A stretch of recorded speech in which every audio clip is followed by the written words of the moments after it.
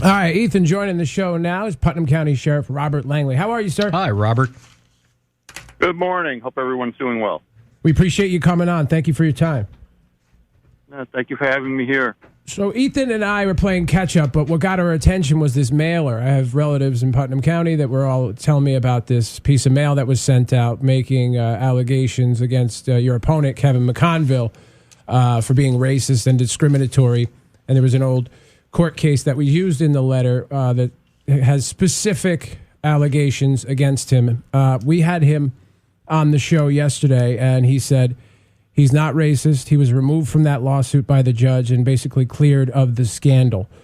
Sheriff Langley, were you responsible as his opponent for the distribution of that letter? No, absolutely not. As a result of the article coming out on your website, did a little research, and that case I wasn't even familiar with. I was familiar with a much larger case, and I did some research and put the pieces of this puzzle together. What I see following the paper trail with the Southern District Court is that case, along with many others, were done in what's called a joinder, where they consolidate multiple cases together that had the same basis against the same defendants. And there's about 10 people. 9 of them are black and 1 was Hispanic. And that was all put together and became a class action suit in 2007. Also this very same year that Kevin McConville left the MTA. He left the MTA in October of 2007 and was officially off the books in January of 2008. So there's a lot of questions out there, people asking me, do I know anything about it? And I wasn't part of the MTA, so I really don't know too much about the case. The only thing I could tell you is the case was sealed. There were many decisions that the judge reserved decision against Kevin McConville individually, which means the judge needed to do a little more research. But then that class action suit involving the 10 plaintiffs, the MTA settled for $1.2 million. So that raises a question, and it's a question people want answered. Okay. But the specific mailer, you didn't gather information for the mailer? You didn't give this information? Okay. Absolutely not. Like I said, I wasn't even familiar with that case.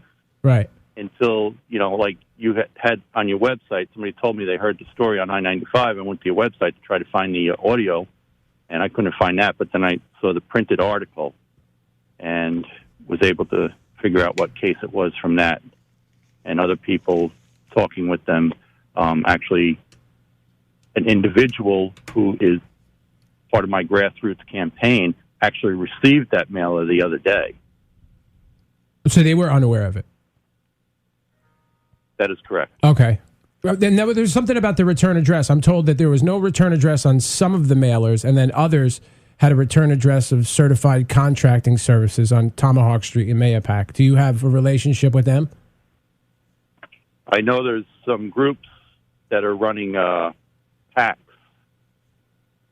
supposedly in support of me to try to get me reelected.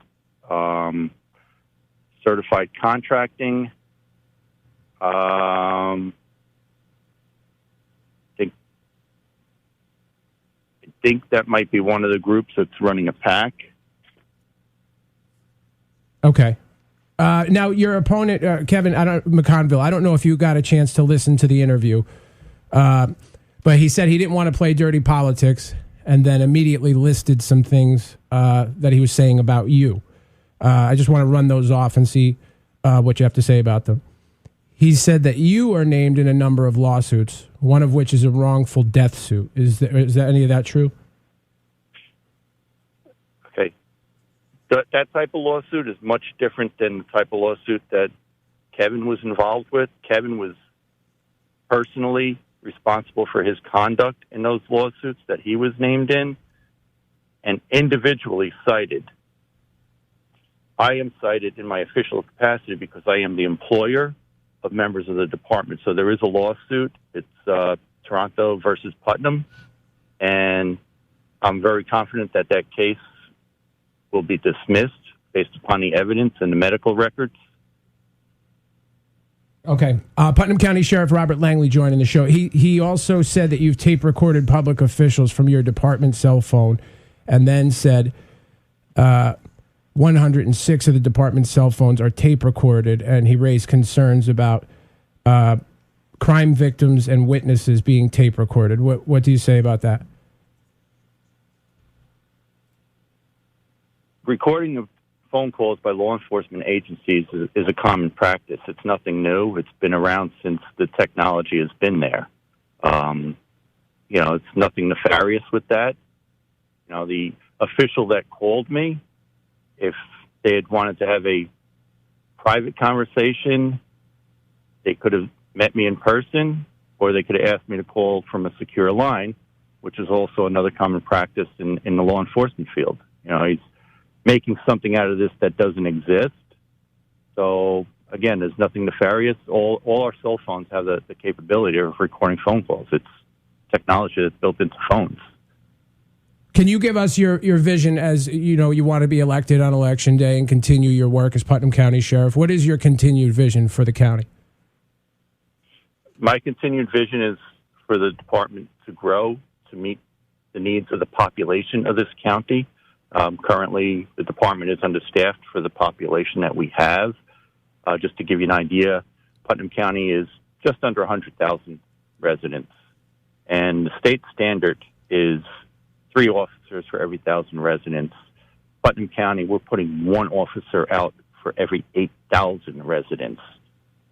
So that's a little bit of an issue, number one, for the safety of the people of this county, but also for the safety of the officers that are out there protecting the community. I'm not asking for 3 officers for every 1,000 residents. I would just like to see 2 cars in each town that we are the primary law enforcement agency for, because they don't have police departments in 4 out of the 6 towns in this county. The other thing is to have proper services in place in this county for mental health. Mental health is a problem not only in our county, but it's a national problem in the United States, and it needs to be addressed. Many years ago, the funding for the services for mental health were cut. They closed down facilities, and people who have these issues wind up on the street, and we need to address that. We need to take it seriously. A lot of that leads to criminal activity and other issues where people take their own lives, and we're better than that as a society, and we need to address that. And we're still continuing with the opioid crisis. We've reduced the opioid deaths in the county by 50%, but by no means have we eliminated the opioid crisis. We still need to address that because people still suffer from addiction. Just to satisfy my own curiosity, because I'm originally from Brewster and now I live over in Danbury, but is there a town in the county that has more need than others in terms of crime?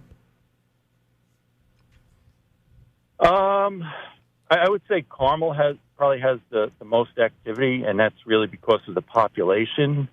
But between the other 5 towns, I would say it's probably pretty close to the same across the board.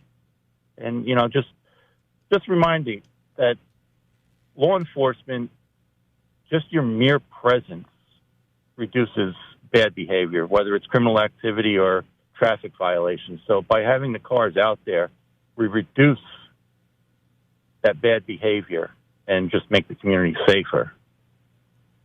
Putnam County Sheriff Robert Langley, we appreciate your time. This is not the kind of normal, usual thing that Ethan and I do. We've been doing the election stuff with the mayors over in Danbury, but we found this one interesting because of the mailer. Everybody kept telling us about it. So we do appreciate your time, and best of luck in the election. And thanks so much. Thank you, Robert. Thank you for your time, and thank you for addressing this issue. You got it, Sheriff Langley. Thanks. Take care. Bye-bye. There you go. It's 8:34.